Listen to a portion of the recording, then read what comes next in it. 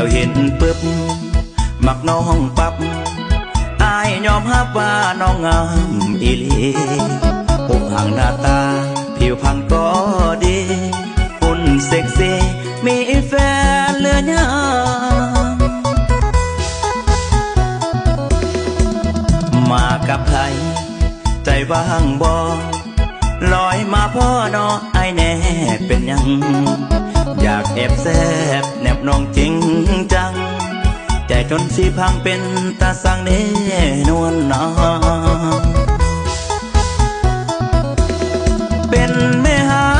งเลือนางยังโสดคืองามโพดงามแท้แอวบาลอยผัวมาหรือว่าเจ้าลงทางไอ้นี่ยังว่างก็นั่งแห้งข้างเดินหา